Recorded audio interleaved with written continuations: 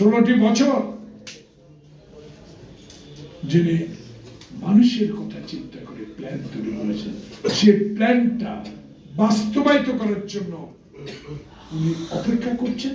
উনি দেশে এসেছেন এবং 22 তারিখ থেকে বাংলাদেশে নির্বাচনী প্রচারণা শুরু হলে সেই নির্বাচনী প্রচারণা যখন পবিত্র নগরী সিলেট থেকে যাত্রা শুরু করে শেষ ঢাকায় এসে শেষ করবেন, সেদিন অগণিত মানুষের ভালোবাসা, গণতন্ত্রের সপক্ষের লোক, মুক্তিযুদ্ধের সপক্ষের লোক, জুলাই আগস্ট বিপ্লবের সপক্ষের লোক যখন লক্ষ কোটি মানুষের সমাবেশ হবে, তখন ইনশাআল্লাহ আমার মতো রাজনীতি কর্মী বিশ্বাস করবে রেজাল্টের পর 12 তারিখ সন্ধ্যার পর সারা বাংলাদেশের কেন্দ্রগুলো থেকে রেজাল্ট শীট যখন ঢাকায় আপনাদের টেলিভিশন, অনলাইন, প্রিন্ট মিডিয়াতে আসতে শুরু করবে, আমার বিশ্বাস তখন দেখবো লক্ষ হাজার মানুষের নির্বাচনে ভোট দেওয়ায় সেই ভোটে তারেক রহমান বাংলাদেশের প্রধানমন্ত্রী হবে।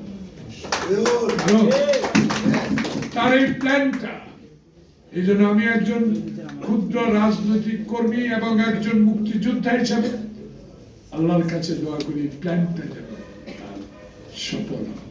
এই প্ল্যানকে দুর্বল করার জন্য সুযোগ সন্ধানীরা কিন্তু ষড়যন্ত্র শুরু করেছে। বলা হচ্ছে হেরে গেছে কারা? হেরে গেছেন আপনারা। 10টি বছর আওয়ামী লীগের সাথে আঘাত করে আপনাদের মামলা ছিল না, হামলা ছিল না, তার প্রমাণ তো আমরা জুলাই আগস্টের পর দেখেছি। এখন শেষ দেখা হলো সবাই একসাথে। বুঝে নিতে চেষ্টা করবেন সাংবাদিক বন্ধুরা। তাই এরাও চেয়েছিল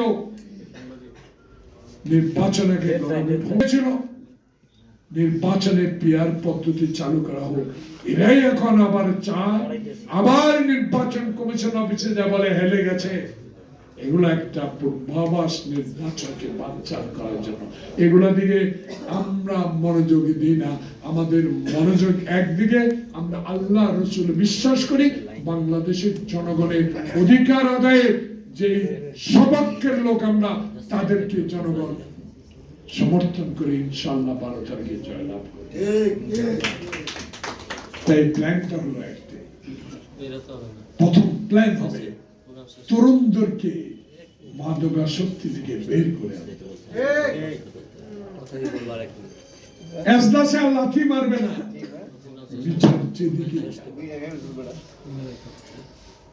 গণতন্ত্রের জন্য রাজপথে রাজনৈতিক দলগুলো লড়াই করতে হবে না, সুশাসন প্রতিষ্ঠা করবে তারেক রহমান। আজকে তার প্ল্যান থাকবে কোটি কোটি গাছ লাগাবো, খাল খনন করব, বাবার মতো খালে পানি রাখবো, ইরিদান করব, দেশে ফসল হবে, পেট ভরে কৃষক খেতে পাবে। আমার প্ল্যান থাকবে সকল স্বাস্থ্য ক্ষেত্রে যেসব হাসপাতালগুলো দুর্দশাগ্রস্ত অবস্থা, যাদেরকে ওষুধ নাই, ভালো ডাক্তার গ্রামে যায় না, সেই প্ল্যানটা আরো শিক্ষা ব্যবস্থাকে জোরদার করতে হবে, স্কুল কলেজকে আরো উন্নতি করতে হবে, শিক্ষককে আরো ট্রেনিং দিয়ে ভালো শিক্ষার ব্যবস্থা করতে হবে। এই সকলেই তার আই হ্যাভ এ প্ল্যান।